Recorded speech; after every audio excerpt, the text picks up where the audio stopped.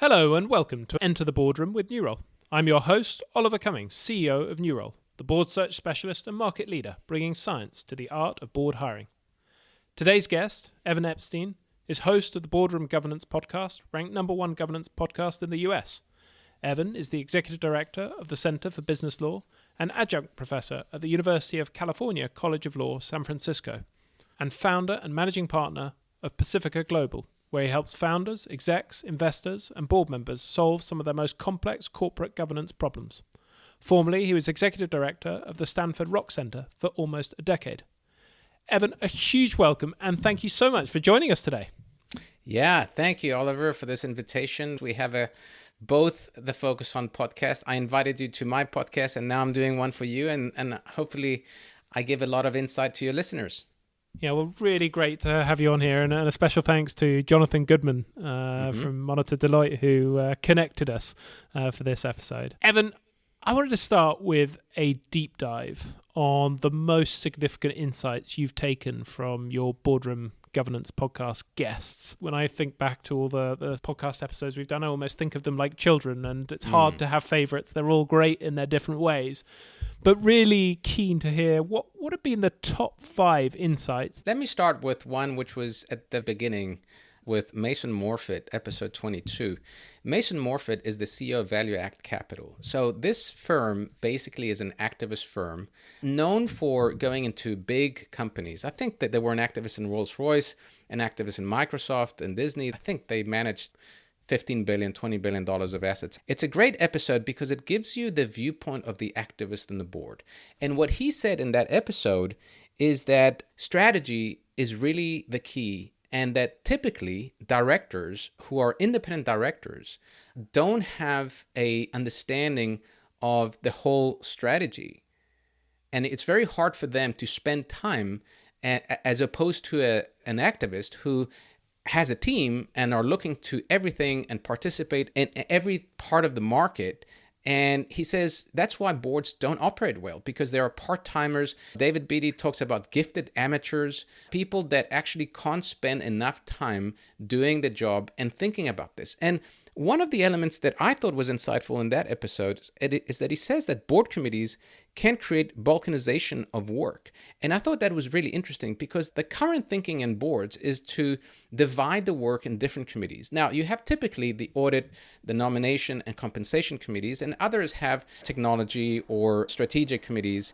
But in this case, what he said is when you do that, each committee has its own set of advisors, own sets of consultants. And that's when you balkanize, because all those consultants have a very specific view of what they do in their own silo. And so as an activist, they bring a broad view. And what he obviously tries to advocate is that bringing in an activist allows you to have a viewpoint from an investor perspective, from a long-term perspective, in terms of changing your strategy. Now, I'm sure a lot of people or a lot of CEOs will push back because they say, well, he's got his own agenda and he wants to come in at $10 per share and then leave when he gets a profit. And, but I thought that was a great episode because it gives you a viewpoint of how an activist thinks about boards and what he thinks are the failures of current boards and why independent directors typically have a harder time thinking about these strategic matters in a way that an activist doesn't. So what's the implication if you pull on that thread? Is it that board members need to spend a lot more time? What does a non-amateur board member look like in his mind? Well, he says, unfortunately, it's a really hard job to be an independent director because you are a fiduciary of the company. You got a big job and you're not spending. Look, I think the average number of hours of a director ranges between 250 to 300 hours per year, right? Compare that to a CEO who spends 3,000 hours, right? You can't compare the time spent by directors and executives. So an activist is 100% and they are limited in terms of how many companies they are involved. And then they have a team. I think it puts a lot of onus on boards to think about what's the role of the directors and have a viewpoint of strategy which is unifying the strategy from a perspective. I still think that the role of the chair and the CEO thinking about how each individual director can opt in into different things is really key, and not sleeping at the switch. And really, he claims, or at least what he's saying, is that it's very, very hard for these independent directors to do their job, correctly. And that's a structural problem. I don't know, like we'd have to, this goes to the fundamental debate of how much value does the board provide to a company. And I think we can argue and debate this for a long time. Can I play the devil's advocate to that? Sure. As you know, I came from a private equity background, so I used to be involved as an investor director, and similar to an active investor, you are spending a lot of time, but at the same time, you are spread across multiple portfolio companies, multiple investments, and yes, you do have a team that you can leverage. But the value that I always felt that we got from independent directors was, one, they were also spending their time in other companies, so they were able to cross-fertilize, cross-reference their experience. Two, it wasn't just about what they were doing in the year, it was what they had done in the preceding 30, 40, 50 years that they were bringing to the table that often, as investors, you don't necessarily have. And three, they were bringing the outsider perspective, which was actually the fact that they weren't in the day-to-day was what allowed them to see the wood from the trees, and that when you as a team, as an executive team and as an investor director, had your heads right down in the weeds, they were the ones who were able to pull you back up and just say, hey, let's look at the bigger picture here. Let me give you an academic historical context, because I think it's interesting. And this is very debated in the United States, the role of independent directors. So if you go back 50 years ago, let's talk about public US listed companies. Most of the boards were not independent directors, right? Maybe you had 20% independent directors.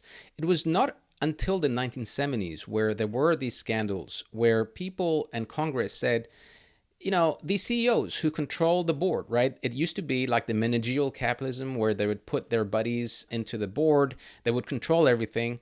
And then you had independent directors that were called in to monitor the CEO, make sure that the value for shareholders was taken care of. And then there was a flip in the United States. For the next 50 years, the rights of shareholders have been going up and up and up. You go to Sarbanes-Oxley in 2002, there were mandated a majority of independent directors in certain committees, audit, compensation, nomination. And so you really have flipped the composition of the board, whereas today in the S&P 500, 85% of board members are independent in the US, public companies. That means that most boards have the CEO and everybody else is an independent director. The question then is this gone too far, right? I think nobody can argue against the value of independent directors because of the things that you've said. But then when you value independence for independence, then it's a problem. Enron, for example, is a classic case, right? Where you had great number of independent directors, very, very sophisticated people, and there was a fraud there. And over, when there is a problem in a company, people always point at the board. And sometimes those boards have great independence, look great from a corporate governance perspective, at least from the checkbox perspective. I go back to people. And I think independence is actually a very important issue, but it has to be managed in a way that the board can contribute value, and sometimes you have to have a mix. I know that in the UK, more than in the US, you have more executives on the board. So you may have the CEO, you may have the CFO. In the US, it's less of this. And I think it's interesting to have more of a mix and match. But the reality is, and I think that nobody, today could argue against the value of independent directors. It's really about when it goes too far. I'll give you the Warren Buffett version of this. Warren Buffett and Charlie Munger a few years ago in the annual shareholder meeting argued against independent directors in the US that were paid $300,000, $350,000 a year. And they said, how can you expect anybody to be independent when they're paid so much money and they rely on that, right? And so that's a counter example saying that it's a very fine line where if anybody of these independent directors, yeah, sure, they may be from a different industry, different people, but maybe they like their jobs. Imagine you have 4 boards, you got $1 million per year. Maybe it's a cushy position. Maybe you don't push back so much. What Warren Buffett and Charlie Munger would say is they want docile directors. They want directors who can go along and not push back so much against them. And so to be an independent director, I think, is a really important role because you have to have courage. You got to be able to say no to the CEO. You got to be able to give back the position if they're not listening to you. So I think it's very delicate, and it's one of the challenges of true governance is actually doing your job. And I commend really good independent directors because they do make the whole difference in most of the companies. Yeah, Evan, this is great. Let's keep going with the insights.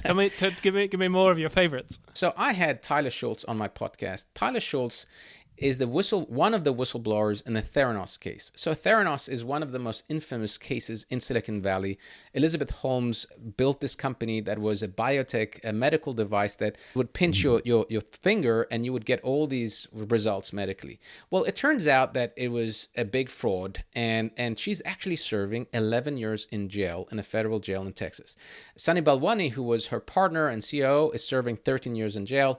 And in part, Tyler Shultz was the person who blew the whistle, went to the SEC, and he was, it's an extraordinary story because his grandfather was George Shultz, a famous Secretary of State of the United States, was on the board of the company. So he had this privileged position where he could kind of call on her and not be fired immediately. And that board, by the way, had 2 former Secretary of State and 2 former Secretary of Defense. I mean, it was an incredible, you had Henry Kissinger, George Shultz, General Mattis, you had CEOs of companies, the CEO of Bechtel. I mean, you couldn't pick a more highly illustrious board, but clearly, they didn't do anything, and they sided with her, and she kind of manipulated this board in a way that they backed her. In fact, so much so that George Shultz backed Elizabeth Holmes over his own grandson. And so, if you haven't read it, there is this book by John Carreyrou called Bad Blood, and there's a TV series as well, and it's been very documented.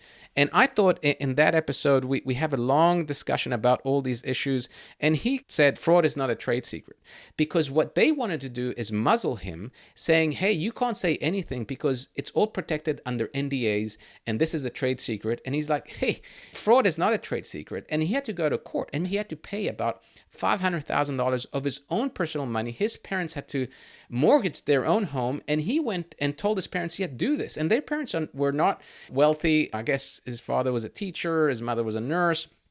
And so it's an incredible story of courage, but also of showing how Silicon Valley operates, where the line between if Elizabeth Holmes was right and not is very fine, right? And she had this arrogance, this idea that she would convince people. She raised $1 billion, right? And not of any people. I mean, you talk about, all the major contributors, Rupert Murdoch, you had, all these famous people put hundreds of millions of dollars. So it's incredible how that happens. There's something about FOMO, fear of missing out. And she wouldn't disclose any audited financials. She was like, you got to invest in the company. She wouldn't show you anything. Nobody knew if the machine worked. What Tyler told me that I thought was incredible is everybody at the company knew this was a fraud.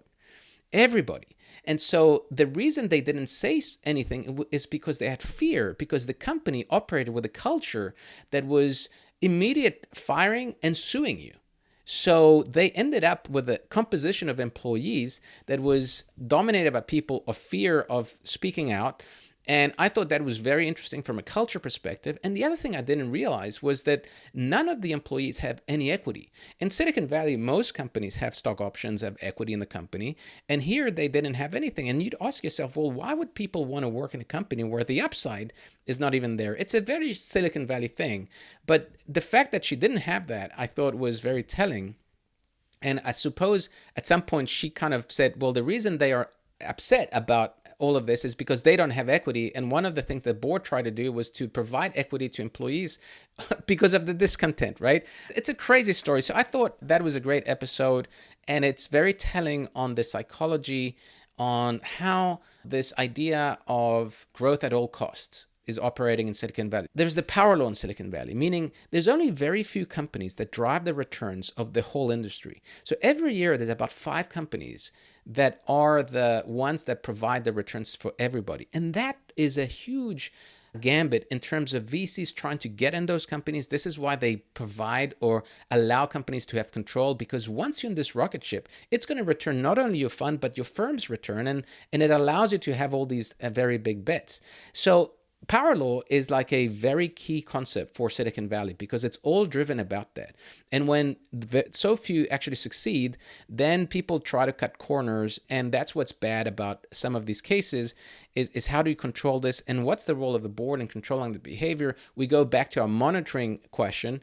And how to think about the monitoring role at a startup level is probably even more contentious than on a public company side. Gosh, I can't imagine what the discussion at the Shultz family table must have been like with the grandfather and grandson. It reminds me... It's very sad, because I told him, did you ever make amends with your grandfather? Because he passed away. He passed away at 101 years old. He was like 90 when this started, or 93. And he said that he never got the apology that he thought he should get, which is very sad, right? Like, it's kind of a family tragedy. He said something that he told me in my podcast, which is, George Shultz said, look, I fought in the Second World War. I ended the Cold War.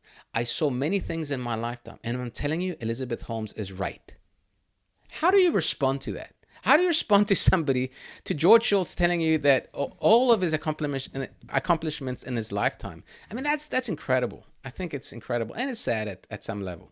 I just recorded an episode with Dan Gardner who says the minute anyone tells you they're certain about anything is the moment that they completely discredit themselves. So I guess that's a warning sign. It reminds me, though, the story of another guest we had, Sir Richard Dearlove, who was the former head of MI6, the UK's intelligence service, where he was talking about being on the board of AIG and going through the accounts 6 weeks before they blew up and everything looking great. And obviously someone like him who's very skilled and thinking about risk and risk management, just being blindsided by what was going on there. And I'm curious to hear, what do you think for a board member listening to this and to that story you've just told, what are the lessons that they could take from that will help sort of inoculate them against a future situation? One thing I pick up from that is to watch out for if you've got a company that's suing former employees. That might be a warning sign.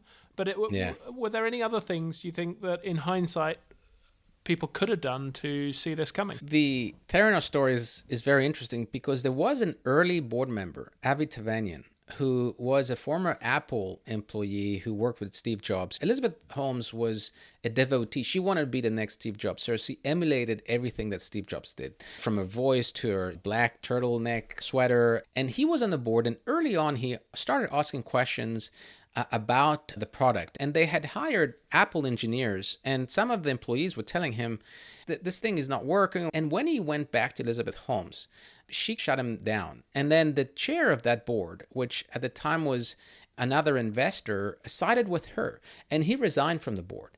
And so it's interesting because that story had somebody in the board who actually asked the questions, didn't get the answers, and was asked to resign. And maybe even at the board level, there was kind of fear, and you knew that if you weren't towing into her direction, you were out.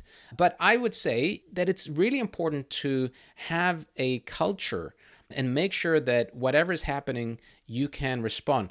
Tyler Shultz told me that he went to everybody. He went to his supervisor, he went to the general counsel, he went to the board, regulators. Nobody gave him any time of the day, right? And they said, how do you know? How do you expect you to know? You're 23 years old and you're going to tell me that you know more than PhDs, than doctors, than all these people that are giving hundreds of millions of dollars. And so as a board member, you do have a fiduciary duty to protect the interest of the company, and you got to take it seriously. So early on, and even if it's a very lonely employee, you got to make sure that you have these hotlines, that you got to listen to people, you got to understand what's going on, because otherwise it can blow on your face. And boy, did it did that in Theranos. Evan, I want to talk about your governance experience as a practitioner. I mean, you've been working on governance matters in Silicon Valley now for over 20 years, and you've already touched on that founder CEO perspective of the board is a waste of time. Funnily enough, actually, just before I came onto this, I had a whole kick-off discussion in one of my CEO scale-up WhatsApp groups of CEOs saying exactly this. And I reassured them saying, look, for 80% of boards, that is the case. But for 20% of them, actually, they get huge amounts of value. There's data on it. And by the way, here's a few examples and reference them to a couple of the past podcasts. You just went back to the 80-20 rule.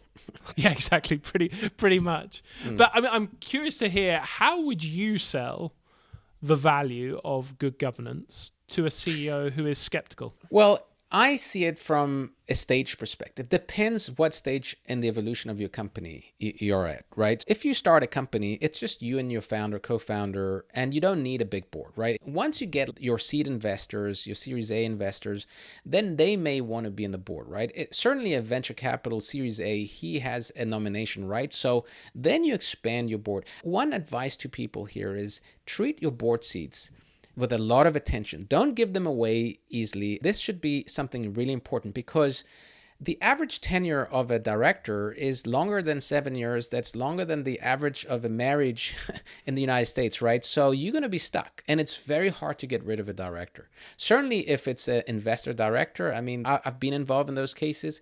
It's very hard. You can get rid of an independent director more easily, but an investor director has a nomination right, it's very tough. So as you go into a later stage, now you may have one or two investors into your board. And the problem is some people want observer seats, and now you got a crowded board environment, you got different voices, and you want to have independent directors get into the boardroom as well. There is a governance art here because it's important to have some balance between common and preferred, because at some stage you're going to have more preferred and they can vote you out. And if they vote you out as a CEO, you're done, right? The board, they can fire the CEO. That's their role, right? We saw this in OpenAI, right, with Sam Altman. Massive story, a little bit different because it's a nonprofit. But, okay, let me go into there, right? Because that's a great example. People who didn't really understand and comprehend the value of governance until it hit them on a Friday afternoon, and he was in Las Vegas, gets a call from the board on a Teams meeting, and he gets fired. At that stage, $80 billion company with $12 billion from Microsoft. Microsoft didn't even know about it. And that's what happens. People don't take the importance of governance until it matters. And so we saw almost an implosion of the hottest AI company in Silicon Valley because of a fault of governance. Do you have an insight on what happened at that OpenAI board? What did the board members get wrong? Well, okay, so here there's another guest that I love who is a former mentor of mine, Joe Grunfist, and I've had him, I think, 4 times in my podcast. And we talk a little bit about the AI case in my latest podcast with him. And the reality is that it's a nonprofit, which is extremely weird for a hot startup to be structured that way. Now, historically, the reason it's a nonprofit is because when they started, they wanted to become a company, an open source AI, to fight against the big companies, and particularly Google, to take over the AI. And they convinced Elon Musk and other big names to invest in this nonprofit that would be open source and help against it. As it grew, they realized they couldn't raise money anymore as a nonprofit, and they started a subsidiary, a for-profit entity, which is a capped for-profit, which is very bizarre, meaning that if you got a certain return beyond a certain point, I don't know, if it was beyond 10x your money, all those returns would go back to the nonprofit. So it started as a very bizarre experiment. And at some point when Elon Musk left the company, he said, well, let's transform it and I'll become the controller, I'll become the CEO. And they had a rift, right? And there was litigation around this. Then they were structured in this weird in a weird way where the nonprofit controlled the entity. Now, the nonprofit had this vision that their duty was to humanity. Now, what the hell is the duty to humanity? Nobody knows. And this is the problem. It's structurally very bizarre to do it that way.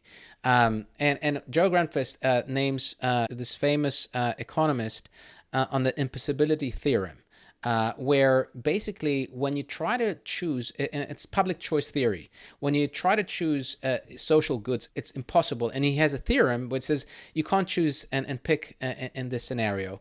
And I think that's a little bit what's happening in AI, where they try to be great for everybody. But listen, we can't figure out in the United States the budget between Democrats and Republicans, and we can't imagine what is good for humanity, right? So the structure is wrong, and the people at that stage did what that nonprofit board was supposed to do. They had the power to, they said Sam Altman was lying, they wouldn't trust him, and as a board, they had the power to do that. Now, here's what's interesting. The investors and the employees backed Sam Altman. And they said, look, we're going to leave to Microsoft if you don't resign. And that's where you saw politics versus economics, and economics wins every single time, right? They had a tender offer, all the employees. They were going to tender their shares at $80 billion valuation. All of them were going to become millionaires. They said, no way, we don't want this to be in jeopardy, and we're going to back Sam Altman. And in a course of 5 days, it was reversed. And then they resigned. Those board members resigned. Later on, there was an investigation. A fancy law firm came in, and they said, yeah, it wasn't at fault. Now, what can you say? They said Sam Altman wasn't at fault, and they had the power to fire him, but they shouldn't have done it. So Sam Altman, when you strike at the king, you better kill him. So he's survived this coup and is stronger than ever, did a deal with Apple, and it's incredible, right? He is more powerful. The company is kind of at the cutting edge. Imagine this. He had at some point gave an observer seat to Microsoft, and then he talked about giving an observer seat to Apple. I mean, you don't have to be an expert in governance to realize that doesn't work. By the way, there's a Section 8 prohibition to competing companies to be on a board. That's called interlocking directorates. So you can't legally do that. Now, they're not full board seats. These were observer seats. But come on. You're not going to have Microsoft and Apple, the two biggest companies in the world, in a board of a company.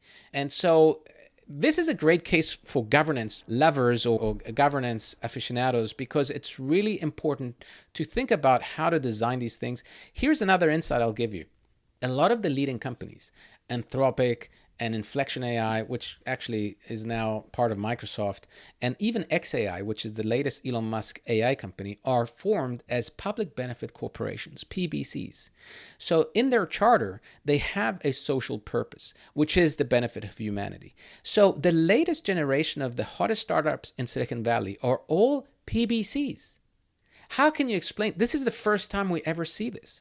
And so how this is going to end, we don't know. But Anthropic, I just had Thompson Paine from Anthropic, and they have the structure, which is a PBC based in Delaware, and with a long-term benefit trust, which nominates the board members in this PBC.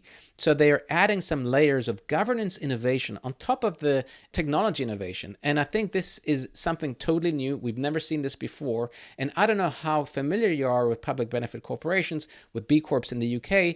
And of course, this is a movement and people have talked about it for a long time. But for the first time, it's the hottest companies that are doing this. A cynical view of this may be that it insulates accountability. And the board, when they make decisions, they can say, wait, we're doing this for the benefit of humanity, and you can't sue us because of this, right? So it's very interesting to see the evolution of this. And as you can tell, AI is driving everything. I was just reading this morning, the Magnificent Seven. They've added trillions of dollars. And I think just yesterday, they lost $750 billion in market cap. It dropped 4.5%. But these 7 companies matter more than every other country in the world, right? Like the market cap in these companies and the influence that they have is huge. And so I think there are a lot of threads here that we can talk about, but I think it's very interesting from a corporate governance perspective. Fascinating. I want to go back to that one of, if you put yourself in the shoes of those board members at OpenAI and you're presented with the choice that, as you present it there, which is you can do the right thing in sort of governance terms, but you know that if you do, that economic argument is going to rip the rug from underneath you. What do you do as a board member? Do you have a choice? Well, here's where it's interesting. If it was a for-profit C Corp, traditional company, your duty as a director is to your shareholders. So if your decision is going to destroy the company, you're not doing the right decision because your duty is to the shareholders. Because it's a non-profit, they don't have that duty to shareholders. So they're insulated from that. So they could do it. Now, what I think is even more interesting is one of the instigators, one of the board members, was a co-founder and very influential. He's left the company since. So this is a little bit unprecedented, and how to think about that from a board perspective. So you'd have to look at all the data, all the information. There's only one person in that board who survived, which is interesting. How did he survive? He's the CEO of Quora. He's in the new board. And if you look at the OpenAI board now, you got like all these figures. Larry Summers is on the board now. You have like very big names. Taylor, who was the co-CEO of Salesforce and one of the board members, chair of Twitter. And so it's very interesting because it really depends on the data and what happened. I think there's an argument to say that if you as a board can't trust your CEO anymore, then you have the power to fire him. But that power is so big in the terms of what would happen with the company. And if it's going to destroy it, then you really have to hold back and think twice about how you're going to do it. I don't think they understood the power of the company, of the investors, of the zeitgeist. But this is why being a director is such an important role. And unless you give me all the information, and it sounds like they did have discussions internally, they based this in different scenarios, and they had the right to do it. And I think it's I think this is not the end of the story. I think we're going to hear more about OpenAI. Sam Altman is somebody who has navigated this very well, but he may have some skeletons in the closet. And when that happens, something may catch up to him. We don't know. We'll have to wait and see. There have been some major governance explosions in Silicon Valley. We've already touched on a couple, Theranos and OpenAI, but we've also had Uber, Facebook, Cambridge Analytica, WeWork, amongst others. Really interested on your perspective on these. Are there patterns that you see across those blow-ups, and any lessons for board members listening to this? What the media loves to focus on is these bigger-than-life personalities. So it tends to be that Elizabeth Holmes and Travis Kalanick at Uber and Adam Neumann at WeWork were very big personalities. These companies imploded. That's one flavor that gets a lot of attention. When one founder is empowered, makes all the decisions, builds this a very big startup, the board is nowhere to be seen, defers a lot. Famously in the Uber case, the board was a big champion of Travis until they decided to stab him in the back. And they really did stab him in the back. I mean, you may recall that his parents had an accident. I think his mother passed away in the boat, and then he flew to Chicago. The investors met with him in a hotel room, and they said, you have to resign. I mean, very cold-blooded, like the same week. And then Benchmark had litigation against him, and then the board became like a 17-member board. In those scenarios, right, I think it's really important to notice that that's one fact pattern. When you have one founder who's empowered, makes all the decisions, and the board doesn't do much. Same with WeWork, Adam Neumann. I had a discussion with Maureen Farrell, who wrote the book, We Cult, on the podcast, and we talk about all these governance failures, which is people who champion him. And it wasn't only the investors, but also the bankers, like the invested bankers. Even J.B. Diamond at J.P. Morgan was like giving him all the loans. So he raised $500 million in equity and then $500 million in loans. So he had $1 billion at the Series C at his disposal. He wasn't even listening. The board wasn't meeting. He was flying to places to surf. We all know that story. And when they decided to do IPO and all became transparent and all became disclosed, it imploded. I would say that's one flavor of the bad scenarios. There's another flavor.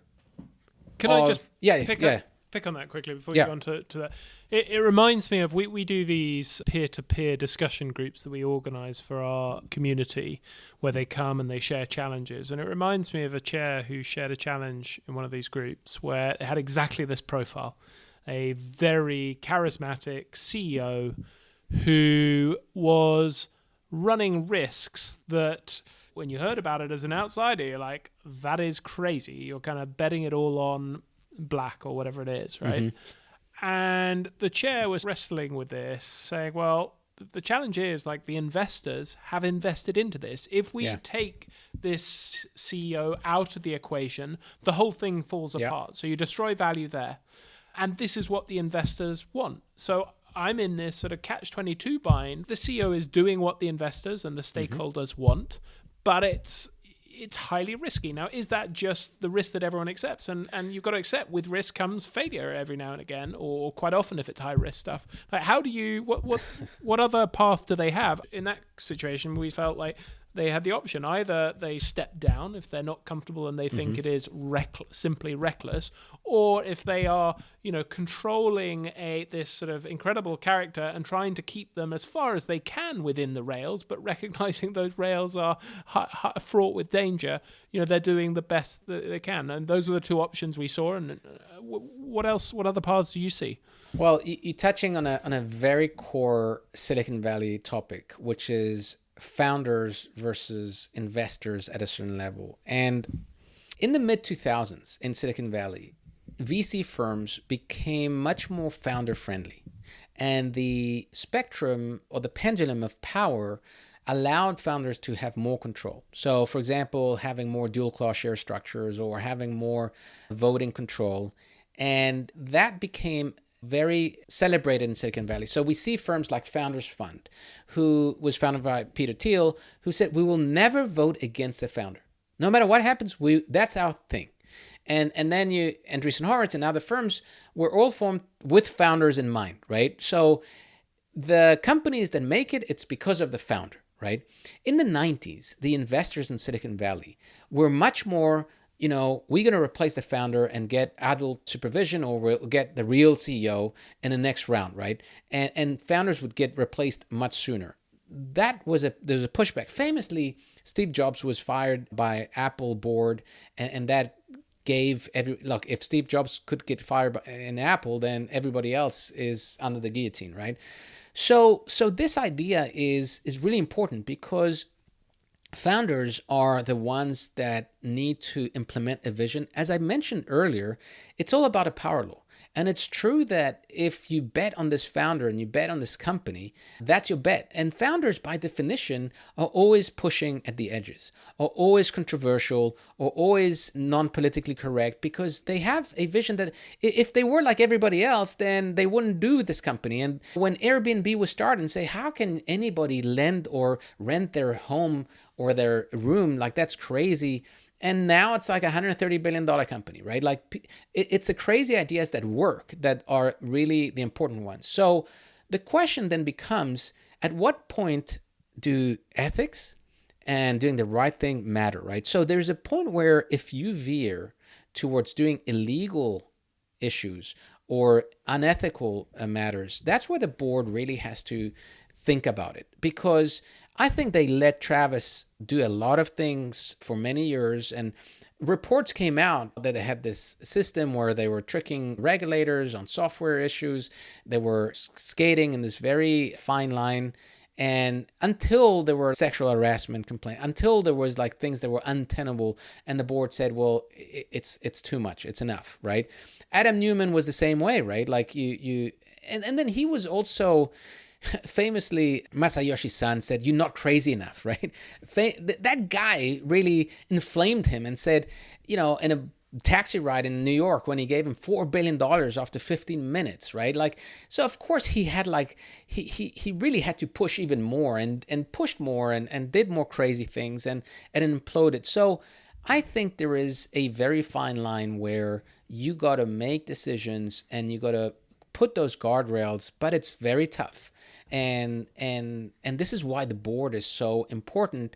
And you have to have some board members who can influence this person, who can have his ear, because, now Elizabeth Holmes is serving 11 years. Evan, time has flown, which means it's time for the lightning round, where I say a short statement and ask you for a quick response if you're ready. Okay, let's go. Best book every board member should read, and why? I've mentioned David Larker and Brian Tyne before. They have a book called Corporate Governance Matters, written in 2011, which I like because it's very simple. It goes into different topics of the board with the empirical data that has been found. They've done new editions of this book, but I think it's a good start for people to understand questions like, why do we pay board members equity? Why do we need diversity? What's the research on chairs, independent chairs or not? Thinking about different matters, market for corporate control, institutional investors and others, proxy advisors, all these topics I think are treated and it's a good starter. Boardroom behavior that irritates you most? Lack of preparation. There's nothing that drives me more crazy than a board member who is not on top of things, hasn't read materials. That drives me nuts. Most valuable board ritual? One thing that I think has worked very well is executive sessions in public company boards where the independent directors can meet together without the CEO. That was mandated by Sarbanes-Oxley, by the way, and it provided the board a place where they can talk about, well, did you understand what he was saying? Favorite quote? I always use this idea that ideas are dime a dozen, right? And that execution is the one that counts. That's a very Silicon Valley thing, and I say it all the time. The other one that I tend to go back to is the die is cast, right? This alea jacta est, this Latin word where, it's done. It's kind of when Julius Caesar's crossing over the Rubicon. I know it's very used by a lot of people, but I still think it's very thoughtful. This is the famous "It's Not the Critic Who Counts" by Theodore Roosevelt. This is a speech he gave in 1910 at the Sorbonne in France. And I really do think that it's the people who are doing things that are in the arena, right? And that everybody else can criticize you, but it's not the timid souls and that don't know about victories or defeats. And I think that there's something about that is you got to be out there and, sometimes you win, sometimes you lose, but I respect everybody who's out there trying to do their thing. Most significant professional insight? Nobody can argue against success. What have you changed your mind on about boards over time? People matter. People matter. You may have a lot of books telling you one or the other, but at the end of the day, you just need to think about who is the CEO, who is the board members, and that will make the whole difference. So it's very nuanced and it makes the whole difference. When was the last time you got a significant judgment call wrong in the boardroom, and what did you learn? I thought that by getting on a board, I could change somebody and try to rectify what they were doing. And recently I read something from, again, Warren Buffett, and he had a quote that I loved in his annual shareholder letter. And I'll read it because I think it's exactly what I was thinking. And he said, in 1863, Hugh Maculo, who was the first controller of the United States, sent a letter to all national banks, and his instruction included this warning: never deal with a rascal under the expectation that you can prevent him from changing, right? And many bankers thought that they could manage the rascal problem. People are not easy to read. Sincerity and empathy can easily be faked. That is as true now as it was in 1863, and it's something that I learned the hard way. How are you better today as a board member than when you started? Experience, battle scars, sometimes you just got to learn, from what's happening out there. So I think experience is very valuable in what we do. And finally, 3 things our listeners should take away from this podcast if they take nothing else.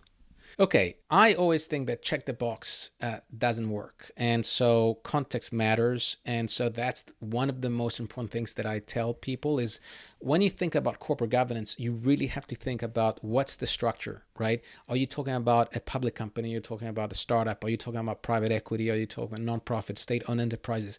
Each one has a very different dynamic. And people tend to simplify and talk about corporate governance. It's so different. When you deal with family businesses, you're talking about a whole different aspect, family protocols. And so I think context matters. The other thing that I would say is if people want to understand Silicon Valley, you have to understand the power law, because this is what drives everything, right? 95% of the returns are driven by 5% of the funds, right? Like it's very few founders who make it every year, and that's what drives everything else. And then in terms of startup governance, I would say fiduciary duties. What we call dual fiduciary duties is that when you are in the board of a venture-backed company, an investor has a duty both to their fund to maximize their returns, but also to the company. So those are dual fiduciary duties. And so conflicts of interest are always a part of business, and thinking about that is really important. And I would say those are lessons that I've learned and that people can take away. Evan, that has been a tour de force. Thank you so much for taking the time to share your wisdom and experience. Oliver, it's been a pleasure. Thank you, and I hope to see you soon. If you found this conversation interesting and would like to be involved in similar discussions, join the New Role Board community. Community membership gives you access to 24-hour discussion threads on boardroom challenges and opportunities like those we've been discussing, smart online networking events, one-to-one career sessions with our headhunters, third-party board roles, mastermind groups, and Q&As with senior board members. Head to community.newrole.com to find out more.